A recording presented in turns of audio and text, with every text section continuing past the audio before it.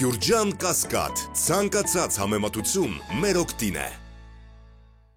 Անհայտ կորածների հարցով Բաքուն Երևանին առաջարկում է ԴՆԹ համեմատության անկախ մեխանիզմներ դնել։ Ադրբեջանի անհայտ կորածների հարցերի միջազգային հանձնաժողովը նշում է, որ եւ Հայաստանում եւ Ադրբեջանում կան առաջին եւ երկրորդ պատերազմների ժամանակ անհայտ կորածներ, իսկ ռազմական գործողությունների տարածքում հայտնաբերված մասունքները կարող են պատկանել երկու կողմերին էլ։ Իսկ ավելի վաղ Ադրբեջանը հայտարարել էր, թե առաջին Ղարաբաղյան պատերազմից շուրջ 4000 ադրբեջանցիների մասին լուր չունեն եւ իբր Հայաստանը թաքցնում է զանգվածային գերեզմանների մասին տեղեկությունը։ Կասկածի տակ դնելով այս հրապարակումը Հայաստանն իր հերթին շուրջ 1200 անհետ կորած անձի հարց է բարձրացնում։ Պաշտոնական տվյալներով 90-ականների սկզբից անհետ կորած է համարվում 993 հայ։ 44-օրյա պատերազմից հետո անհետ կորել է շուրջ 200 հայ զինվոր։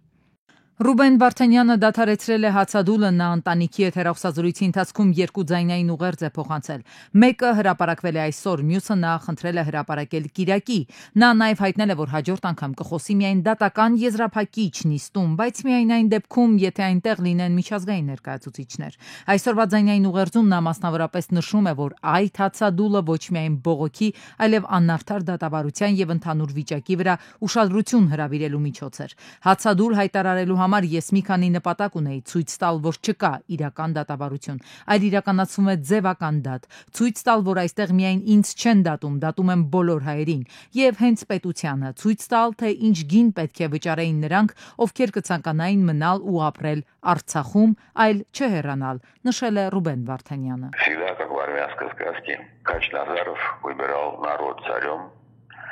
и наше с вами решение, а не его.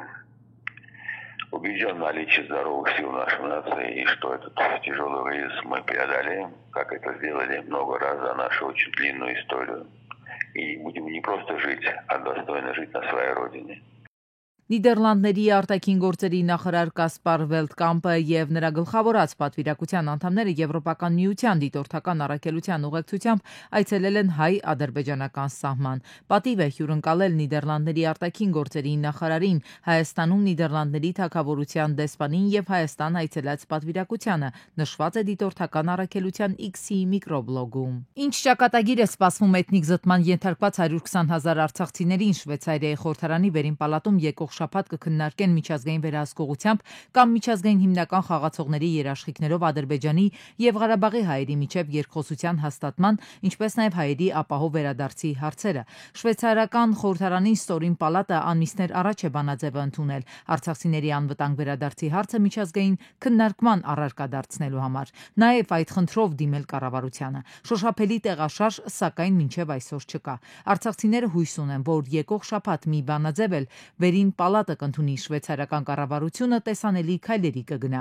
Մինչև այդ Եվրոպական միության խորհրդարանի սեղանին է Բաքվում ապօրինի պահվող հայ գերիների հարցը։ Ադրբեջանի կողմից հայ պատանդների, այդ թվում Լեռնային Ղարաբաղի բարձրաստիճան քաղաքական ներկայացուցիչների անօրինական կալանքը եւ կեղծ դատավարությունները վերնագրով քննարկումից հետո քվեարկությունը նախատեսված է մարտի 13-ին։ Նման փաստաթղթերը հետագայում քաղաքական սանկցիաների հիմք են հանդիսանում կամ էլ այնպես փաստաթղթի մեջ պետք է նշվի սանկցիա առումն թե ոչ։ Բնականաբար նման փաստաթղթերը ապագայում ենթադրենք Ադրբեջանը ուզում է ինչ-ինչ տնտեսական հարաբերություններ հաստատել Եվրոպական միության հետ։ Միշտ էլ գտնվել են դիմադիրներ, որոնք մատնացույց կան նման փաստաթղթերի, որպեսզի ասենք նման համաձայնագրեր չկնքվի։ Եվրապատգամավորները կոչ են անում Ադրբեջանի իշխանություններին հետևել իրենց միջազգային պարտավորություններին, այդ թվում Ժնևի կոնվենցիային եւ Մարդու իրավունքների Եվրոպական կոնվենցիային։ Դատապարտում են Ադրբեջանի կողմից հայ բանտարկյալների, այդ թվում Լեռնային Ղարաբաղի բարձրաստիճան քաղաքական ներկայացուցիչների անարդար կալանավորումը, անմարդկային վերաբերմունքը եւ անարդար դատավարությունները եւ պահանջում են նրանց անհապաղ եւ անվերապահ ազատ արձակումը։ Քանի որ Ադրբեջանի իշխանությունները պաշտոնապես ընդունել են 23 անձանց Հայաստանի Հանրապետության քաղաքացիների եւ հայկական ծագում ունեցողների կալանավորումը, մինչդեռ մարդու իրավունքների պաշտպանները փաստագրել են հայ գերիների առնվազն 80 հաստատված դեպք։ Քանի որ գոյություն ունեն Բաքվում պահվող հայ բանտարկյալների հանդեպ բռնության, հոգեբանական խոշտանգումների եւ անարդար դատավարության վերաբերյալ հավաստի հաղորդումներ, այդ թվում 7-ի դեպքում, որոնք արդեն դատապարտվել են անարդար դատավարություններում երկարատև ազատազրկման։ Քանի որ 2025 թվականի հունվարի 17-ից 16 կալանավորվածներ, այդ թվում Արցախի, Լեռնային Ղարաբաղի նախկին ռազմական եւ քաղաքական առաջնորդներ ենթարկվել են անարդար դատավարությունների, թափանցիկության եւ պատշաճ գործընթացի բացակայությամբ։ Քանի որ պատճառաբանությամբ շարքը եվրապատգամավորները երկար են շարունակում ու հիմնավորում, կոչ է անում միջազգային քրեական դատարանին եւ նրա գլխավոր դատախազին հետաքննել Լեռնային Ղարաբաղի հայ բնակչության բռնի տեղահանման, հետապնդման եւ էթնիկ զտումների դեպքերը։ Ցանկացած դատական ակցիան այդ փաստաթղթի վրա հեշտությամբ հղում կատարի, որպեսզի իրավական հիմնավորումները հիմնավորի։ Ամենաշատը անհանգստացած դրանցով Ադրբեջանն։ Նիդերլանդների թագավորության արտգործնախարարն էլ է հայտարարել, թե գերիների հարցը կբարձրացնենք Բաքվում։ Կասպար Վելտկամպը ասել է, ազատ եւ արդար դատավարության նրանց իրավունքները պետք է պահպանվեն եւ Նիդերլանդներն ու Եվրամիությունը կշարունակեն առաջ մղել այս հարցը։ Ինչ ազդեցություն կունենա միջազգային այս արձագանքը Ալիևի վրա, գործուն կիրառություն կունենա արդյոք Եվրամիության խորհրդարանի փաստաթուղթը։ Հանրահայտ է, որ երբ իրեն ոչ ձեռնտու բանաձևեր էր ընդունում Եվրոպայի խորհրդի օրենսդիրը, Ալիևը այդ փաստաթղթերը ուղիղ զուգարանի թուղթ էր որակում։ Նա ոչ մի վարքյան չի թույլատրում ռազմական շնչառությունը, աշխարհը խառն է ու նա ամեն վարքյան սպասում է հարմար պահին էսկալացիայի գնալու, ֆիքսում են մասնագետները։ Ագրեսիայի քարոզչամեքենայի շարժիչն ամեն օր է աշխատում։ Ահա այսպես։ Ալիևը խոսքերը կամուն չի տալիս, միջանցքը Հայաստանով շատ շուտով կլինի։ CBC Ադրբեջան TV-ն է ասում, բայց միայն այստեղ չէ այս շունչը, նա լարել է բոլոր մանկլավիկներին, падգամավորներն են ստեպ սպառնալիքների մեջ լիս մտնում, խոստանալով վերացնել Հայաստանը։ Armenia может исчезнуть. Հայաստանը կվերանա քարտեզից, եթե չկատարի Ադրբեջանի պահանջները։ Հայաստանը ցուցադրաբար չի կատարում իր պարտականությունները։ Զուգընթաց ամերիկյան, իսրայելական, ադրբեջանական մամուլը հեղեղված են տեղեկություններով, որ Բաքուն Միացյալ Նահանգներից զենք է ակնկալում։ The Jerusalem Post-ը գրում է, թե ադրբեջանական կողմը ձգտում է, որ 907 հայտնի բանաձևի չեղարկմանը։ Այս բանաձևը արգելում է ամերիկյան կառավարության ռազմական օգնության տրամադրումը Ադրբեջանին։ Սա ադրբեջանցիների ցավն է դարձել։ Դիմում են հնարավոր բոլոր մեթոդներին հասնելու այդ չեզոքացմանը։ Ամերիկացիներին հիմա փորձում են համոզել, թե կմիանան իրենց ընդդեմ Իրանի, եթե զենք ստանան։ Վերջին շրջանում Ադրբեջանը ակնհայտորեն փորձում է կապեր հաստատել Միացյալ Նահանգների ներկայիս վարչակազմի հետ եւ գերազանցապես Իսրայելի եւ հրեական լոբինգի միջոցով Իքմետ Հաջիևն էր հանդիպումներ ունենում Իսրայելում, դրանից հետո նորից Ադրբեջանը պատվիրակություն ուղարկեց, Ադրբեջանի նախագահն է որոշ հրեական կազմակերպություններ ընդունել, փորձում են օգտագործել ամբողջությամբ իրանական խաղաքարտը, փորձելով իրենց այդպես դիրքավորել եւ այդտեղից է փչում քամին, նույնիսկ press release-ում գրել էր, որ մենք խոսել ենք Ամերիկայում համատեղ մեզ օգնեն աշխատեն։ Նա Ամերիկայի քրիստոնյա առաջնորդների կոնգրեսի ղեկավար Ջոն Մուրի հետ հանդիպմանն էր, բողոքել բամբասել Միացյալ Նահանգների նախկին վարչակազմից, հիշատակել 907 բանաձևը, ատամի տակ թերևս ունենալով գցնել ու հասնել չեղարկմանը։ Բաքվից մամուլի այս հաղորդագրությունը տարածեցին։ Նախագահ Իլհամ Ալիևը հայտարարել է, որ Բայդեն-Բլինքեն վարչակազմը կողմնակալ դիրքորոշում է ցուցաբերել Ադրբեջանի նկատմամբ, ինչը հանգեցրել է երկկողմ հարաբերությունների ճգնաժամի։ Երկրի ղեկավարը 907-րդ հոդվածի վերականգնումը որակել է որպես Բայդեն-Բլինքեն վարչակազմի ապերախտության արտահայտություն։ Իրանում էլ գիտեն այս մասին, փոխանցում է քաղաքագետը Իրանից։ Փույա Հուսենեին ասում է, ունեցած զենքի փողը Բաքուն կամ Հայաստանին կամ էլ Իրանի ուղղությամբ է ուղում։ Դա նոր բան չէ Թերանի համար։ Ադրբեջանի զենքի արսենալի լայնացումը ոչ միայն Հայաստանի դեմ, այլ Իրանի դեմ դարիներ շարունակ ինքը զենք է ստանում Իսրայելից, Թուրքիայից, նացիական Թուրքիա եւ նաեւ ինչ-որ չափով Ամերիկայից ինչ-որ քննիներ էստեղի Իրանի մեծնի բادرազմի մեջ եւ այլ կողմերը իր հետևից կան եւ Իրանին վնասացրեն շատ հնարավոր է Իսրայելը դանի եւ օգտագործում են Ադրբեջանին Իրանի դեմ եւ լարվածությունը դարաշրջանում բարձեն բահում։ Բայց քաղաքագետը Իրանից պնդում է, Իրանին թույլատնելու խեղճացնելու հույսերը սին են։ Իրանը հիմա էլ հոբ համակարգը բարձր պատրաստության է պահում, ամեն օր սպասում դավադրության հարձակման։ Հոսեյնին ասում է, այստեղ էլ լավ գիտեն Բաքվի ախորժակը, Զանգեզուրի միջանց կոչվածն է։ Երախը բացած, խառնակ աշխարհում սպասում է պահին։ Իրանի արտգործնախարար Աբբաս Արաղչին հայտարարել է, որ Թեհրանը խորհրդակցություններ է վարում իր միջուկային ծրագրի շուրջ, այդ թվում Մոսկվայի եւ Պեկինի հետ։ Նա հավելել է, որ երկիրը մտադիր չէ բանակցություններ վարել ճնշման ներքո։ Մենք ճնշումների եւ ահաբեկման ներքո չենք բանակցելու։ Մենք չենք էլ մտածի այդ մասին, ինչ էլ որ լինի բանակցությունների թեման։ Բանակցություններն ու թելադրանքով ահաբեկելը նույն բանը չեն, գրել է Աբբաս Արաղչին X սոցիալական ցանցում։ Ռումինիայի կենտրոնական ընտրական հանձնաժողովը որոշել է մերժել Կելին Ժորժեսկուի թեկնածությունը մայիսի 4-ին կայանալիք նախագահական ընտրություններում։ Այս որոշումից հետո ռուսամետ թեկնածուի կողմնակիցների եւ ոստիկանության միջև բախումներ են սկսվել։ Ժորժեսկուն հայտարարություն է տարածել նշելով, որ այս որոշումը դեկտեմբերի 6-ին տեղի ունեցած պետական հեղաշրջման շարունակությունն է։ Նա որոշումը բողոքարկել է վերաքննիչ դատարան, այնուհետև Ռումինիայի գերագույն դատարան, որը հետագայում մերժել է քաղաքական գործչի բողոքը։ Բռնության ու ջարդի ողբերգության նոր ժամանակներ են Սիրիայում նախկին նախագահ Բաշար ալ-Ասադի տապալումից հետո ծավալներով աննախադեպ։ Ասադի կողմնակիցների եւ Սիրիայի նոր ապստամբների առաջնորդից ժամանակավոր նախագահ դարձած Ահմեդ ալ-Շարայի գլխավորած անվտանգության ուժերի միջև մարտի 6-ին Լաթաքիա ծովափնյա նահանգում սկսված բախումները ավելի քան 1000-ից ավելի մարդու կյանք են խլել։ Լաթաքիայի հայ առաքելական Սուրբ Աստվածածին եկեղեցին նախորդին չեղարկեց նախատեսված պատարակը, ավելի ուշ պարզվեց 2 հայ զոհ ունենք։ Սիրիայի առաջնորդ Ահմեդ ալ-Շարան կիրակի օրը խաղաղության կոչ արեց։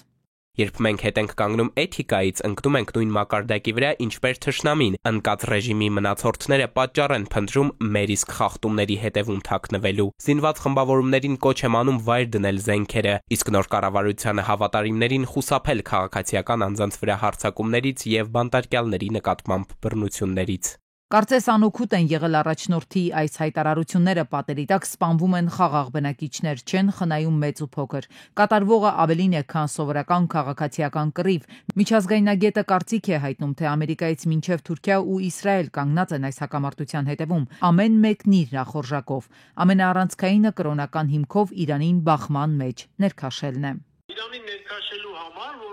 որպեսզի միջուկային այսպես բանակցություններում Իրանը ավելի խոսքան լինի եւ գնա զիջումների, որ ինչ ճանապարհ պիտի լինի, պիտի ալավիներին սկսեն կոտորել, որպեսզի Իրանը ստիպված լինի միջամտել, իբրև շիա ուղղության այսպես պաշտպան։ Մյուսը միջին պետությունը դա Իսրայելն է, այսօր Իսրայելի Կնեսետի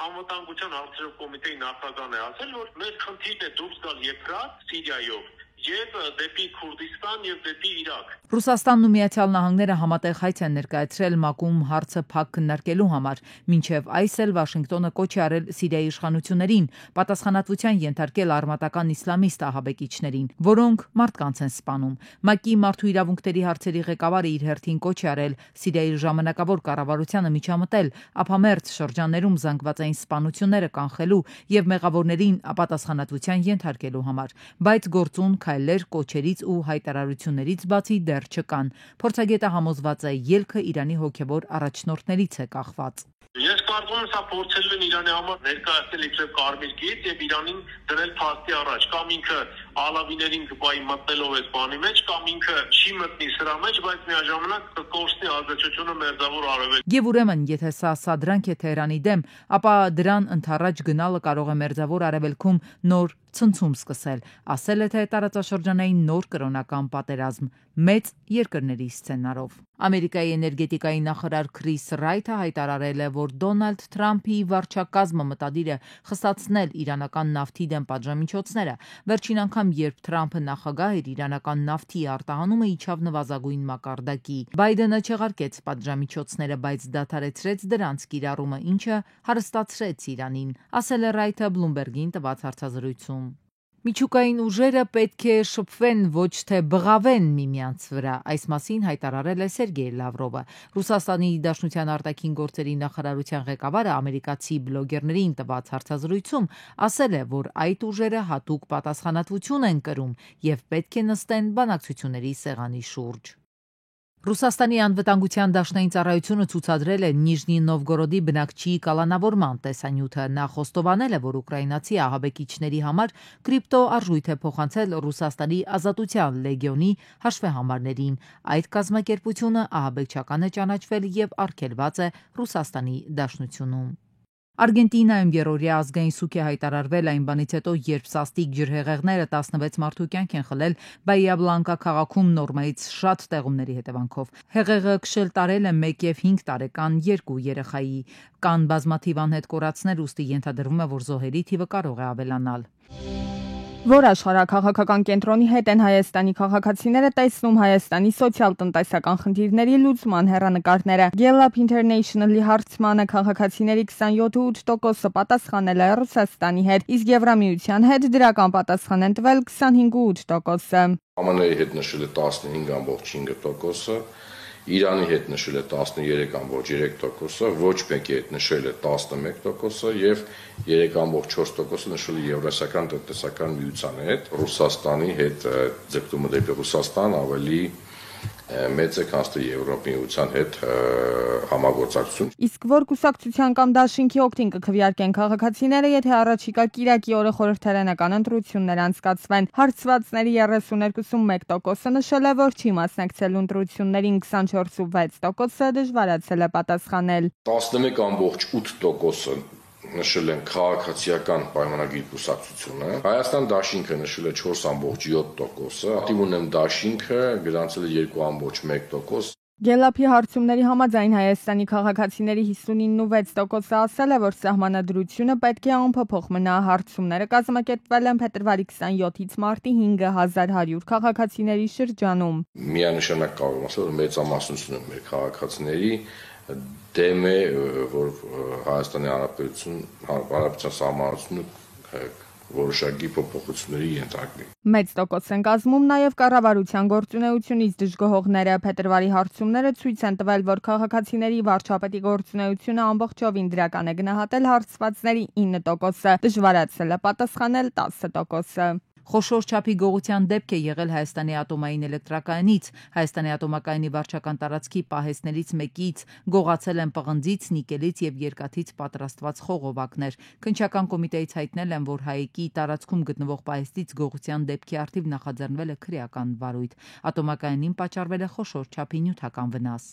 Հակակոռուպցիոն կոմիտեի նախագահի տեխնացուների նախորդին մեկնարկած մրցույթում Արթուր Նահապետյանը, Պետրոս Մարտիրոսյանը եւ Գևորգ Քոչարյանը հաղթահարել են շեմը ու ներկայացվել կառավարության քննարկմանը։ Առավելագույն միավորներ հավաքած տեխնացուներից մեկին կառավարությունը կնշանակի հակակոռուպցիոն կոմիտեի ղեկավար։ Հակակոռուպցիոն կոմիտեի նախագահի պաշտոնը թափուր է անցած նոյեմբերից։ Սիրտանոթային հիվանդություններ, քաղցկեղ, դիաբետ եւ տրավմաներ։ Մեր երկրում առողջության հետ կապված հենց այս խնդիրներն են ամենաշատը հանդիպում։ Հետևաբար դրանց հետ կապված ծախսերն էլ կփակի ապահովագրությունը։ Նախարար Ավանեսյանն է Facebook-ում անմիջական ուղիղ ձևաչափով սկսել պատմել, թե ինչ փաթեթ է գերատեսչությունն առաջարկում այս ծրագրի համար։ Ապահովագրությունները ընդհանրապես ամեն ինչ չեն փակում եւ ամեն դեպքերը չեն ներառում։ Եվ մենք էլ փորձել ենք ունենալ կոնկրետ փաթեթ, որտեղ ներառված են ծառայությունների ցանկերը։ Եվ ամեն քաղաքացի հստակ կարող է տեսնել, ի վերջո, ինչի համար է վճարում եւ ինչ ծառայություններ է ստանում։ Ապահովագրությունը հստակ նկարագրություն ունի, ինչն էլ այս փաթեթի առանձնահատկությունն է։ Դրանով կտարբերվի պետական պատվերից, ըստ նախարարի։ Պետական պատվերը այսօր հատվածական լուծումներ է ներում մեր համակարգում։ Ապահովագրական փաթեթը ունի ճիշտ նկարագրություն, ինչպես կանխարգելել, վաղ հայտնաբերել, բուժել եւ վերականգնել։ Սա շատ կարևոր ընթացք է, որը մենք պետք է ապահովենք եւ սրա արդյունքում է, որ ունենալու ենք ավելի լավ արդյունքներ առողջապահության համակարգում։ Պետպատվերի հետ համեմատ ոչ մի տարբերություն էլ չկա։ Առողջապահության փորձագետի դիտարկումն է, ասում է, ներկայացված փաթեթը ավելի շուտ խառնաշփոթ է հիշեցնում։ Պետպատվերը անունը փոխում են, դնում ենք առողջապահական ապահովագրություն առանց բարեփոխումների,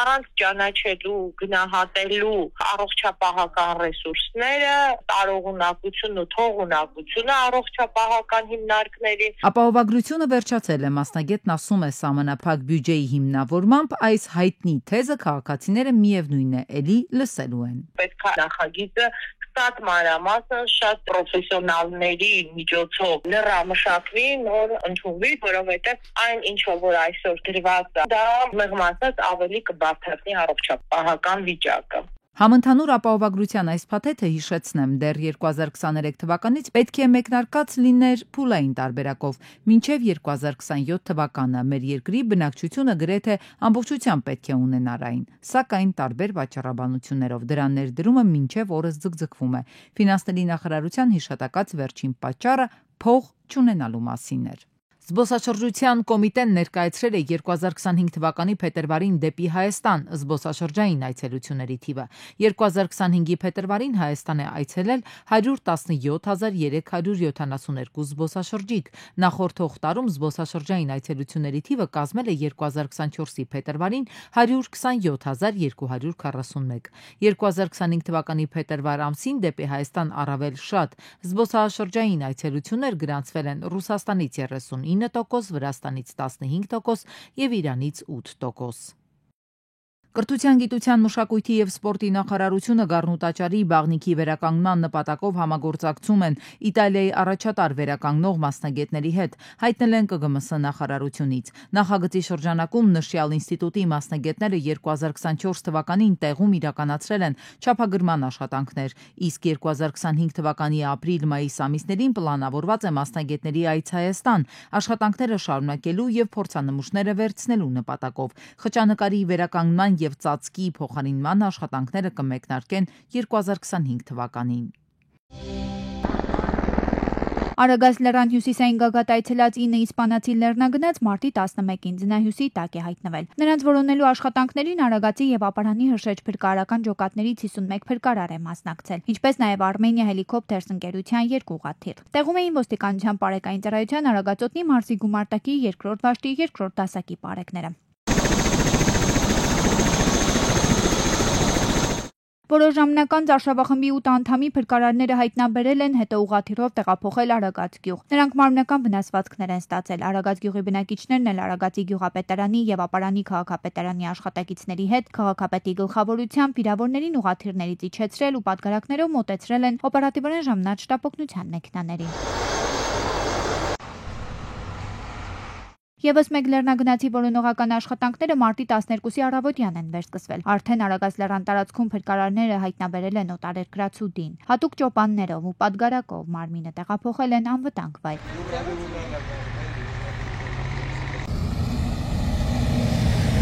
Մարտի 10-ին Զովունի Եղվար ճանապարհին բախվել են Mazda 6-ը եւ Nissan Murano-ն, վերջինը դուրս է եկել երթևեկելի գոտուց, բախվել սննդի կետին պատկանող ծաղկամանին, նստարաններին կոտրել դրանցից մի քանիսը, իսկ Mazda-ի անվահեծանը կոտրվել ու շպրտվել է, վնասել սննդի օբյեկտի դիմաց կայանված Ford-ը։ 2 հոգի տեղափոխվել են Արմենիա բժշկական կենտրոն, օպերատիվ են գործել շտապօգնության բժիշկների հերթապահ խումբը։ Տեղում էին ոստիկանության պարեկային ծառայության Կոտայքի մարզի գումարտակի 2-րդ վաշտի 2-րդ դասակի ծառայողները։ Պարեկների այսքան շատ ժամանման պատճառը նրանում է, քանի որ վթարի հետևանքով տեսնում եք Mazda-ն հայտնվել է ճանապարհի մեջտեղում եւ մի քանի հետաքրքրասեր վարորդներ ավտոմեքենաները կայանել են եւ ստեղծվել էր արհեստական խցանք, սակայն պարեկների ժամանումից րոպեներ անց երթևեկությունը կարգավորվեց։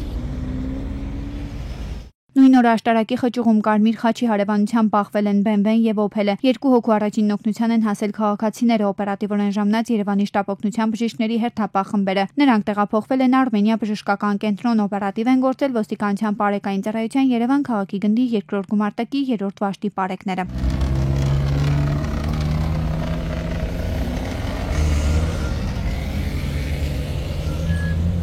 Քանի մետր հեռավորության վրա դարձյալ վթար 2 վիրավորով դարձյալ 2 ավտոմեքենաներ, մեկը Opel, մեկը BMW։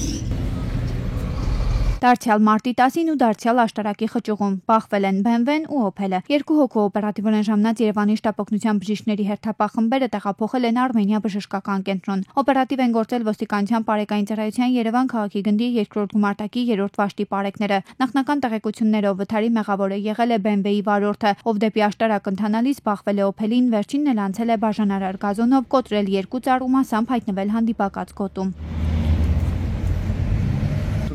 Դեպքի մասին պարեկային ծառայության Երևան քաղաքի գնդից տեղեկությունը փոխանցել են ՀՀ քննչական կոմիտեի Երևան քաղաքի քննչական վարչության ճանապարհատրանսպորտային հանցագործությունների քննության բաժին։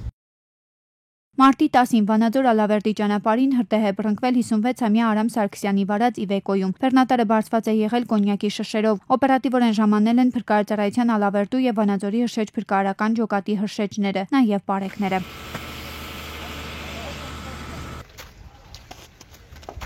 Մարտի 10-ին Պարեկային ծառայության Վայոց ձորի մարզի գումարտակի պարեկները ջերմուկում ծառայություն կատարելու ժամանակ Արմենիա առողջարանային համալիրի հետնամասում գտնվող երկհարկանի շենքում կրակ են նկատել։ Պարեկները կանխել են դրա տարածումը, հետո օպերատիվորեն ժամանած ջերմուկի փրկարարական ջոկատի հրշեջները մարել են այն։ Այրվել է գույքը, էլեկտրական գործիքներ, սարքավորումներ եւ մալուխներ։ Հրդեհի պատճառը պարզվում է։